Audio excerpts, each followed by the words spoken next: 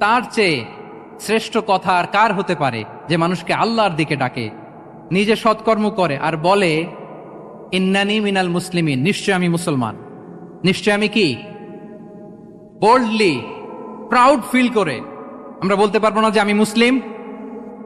পারবো? হ্যাঁ, নাকি সংশয় কাজ করে? করে?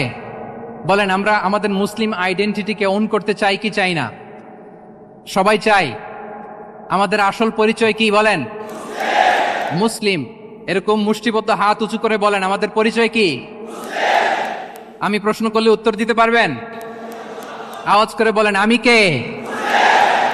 তুমি কে? এনএসইউ মেক এ নয়েজ, আমি কে? তুমি কে? আমি কে? তুমি কে? ওয়াকালা ইন্নানি মিনাল মুসলিমিন। তার চেয়ে শ্রেষ্ঠ ঘোষণা, শ্রেষ্ঠ কথার কার হতে পারে যে বলে যে আমি মুসলিম? এটাই আমাদের আসল পরিচয়। আমরা যেন হৃদয় থেকে আমাদের এই মুসলিম আইডেন্টিটিকে ওন করতে পারি। আল্লাহ তাআলা আমাদেরকে তৌফিক দান করুক, আমরা বলি আমিন। সম্মানিত সুধী মণ্ডলী, ইসলাম হচ্ছে সময়ের অপরিহার্য বাস্তবতা। ইসলাম আমাদেরকে সঠিক জীবন দর্শন শেখায়। আপনি জীবনে সুখী হতে চান, সমৃদ্ধ হতে চান, সফল হতে চান, জীবনের প্রতিটি অঙ্গনে আপনি ইসলামকে প্র্যাকটিস করুন, আপনি সুখী হবেন for sure, I am telling you.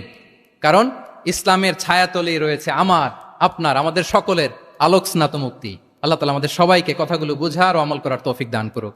আমি আবারও এনএসইউ কর্তৃপক্ষকে অন্তরের অন্তঃস্থল থেকে এরকম চমৎকার একটি কোরআনিক কনফারেন্স এবং সির এক্সিবিশনের আয়োজনের জন্য ধন্যবাদ জানাই। যারা দীর্ঘ সময় জুড়ে আমার লেকচারটি শুনলেন, আপনাদের সবাইকে আবারও শুভেচ্ছা এবং মোবারকবাদ জানিয়ে এখানেই শেষ করছি। হাদা মা ইনদি।